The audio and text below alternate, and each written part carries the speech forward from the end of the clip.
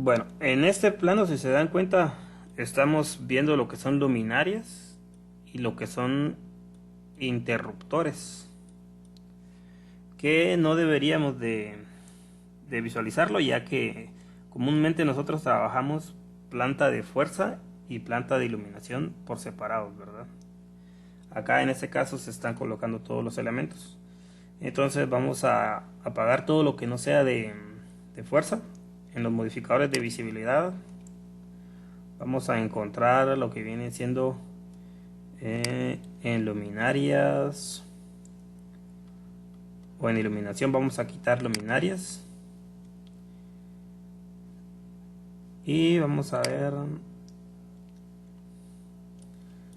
también vamos a apagar un poco lo que son tuberías y conectores de tuberías y todos estos elementos que son dispositivos de iluminación. Entonces podemos hacerlo desde la ficha electricidad, apagamos arquitectura y dispositivos de iluminación, decíamos, ¿verdad? También habíamos dicho tubos y uniones de tubos. Ahí está. Entonces en este caso ya tenemos solo tomacorrientes y lo que vienen siendo los tableros. Entonces este va a ser el primer paso, eliminar todo lo que no sea necesario. Vamos a realizar el segundo paso, que sería editar el circuito o el sistema. Entonces en la ficha sistema, aquí en la sección de iluminación, vamos a dar un clic en este pequeño botón donde está la configuración eléctrica. Voy a dar un clic entonces y me va a aparecer esto, ¿ven? Aquí en este caso tengo elementos que puedo configurar. Eso lo vamos a configurar después. Y lo que nos interesa es ver algunos elementos, vean, por ejemplo, elementos de cableado que más adelante vamos a tocar, como lo que son las marcas, ver marcas, etcétera. Acá tenemos los tipos de cables que maneja el programa, así como el material, la temperatura y el tipo de aislamiento. En este caso el material puede ser aluminio y cobre, que va a ser el que va a transportar la energía. Las temperaturas pues tenemos 60, 75 y 90. Y el tipo de aislamiento también lo tenemos acá. Entonces vean, aquí están todos los aislamientos que comúnmente se utilizan. En nuestro medio por lo general utilizamos el THHN y el THWN, si no estoy mal. La temperatura va a depender de este mismo, ¿verdad? Del aislamiento, que es básicamente el forro de nuestros cables o alambres, según el que utilicen. Las diferentes propiedades de cada uno de los elementos. Si no hay un material, una temperatura o un tipo de aislamiento, pues lo podemos crear con estos elementos. En este caso nos vamos a enfocar en los tipos de cableados que vamos a manejar, que en este caso uno de los tipos va a ser para fuerza. Entonces vamos a colocar aquí fuerza. ¿Qué material vamos a utilizar? En este caso es cobre el que comúnmente se utiliza. La temperatura pues vamos a colocar una 75, que esto igual nos lo puede dar nuestro forro, ¿verdad? Los alambres o los cables eléctricos por lo general traen un forro e indican la temperatura que soportan. Y el tipo de aislamiento vamos a colocar este de acá. El tamaño básicamente es el grosor del alambre o el cable,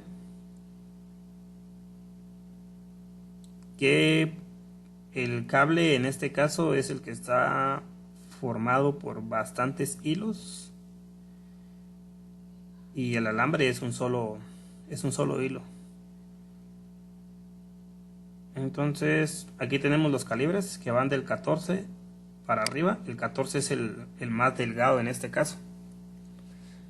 Ya habíamos hablado que para fuerza podemos utilizar 12 o 10. En este caso vamos a colocar el 10.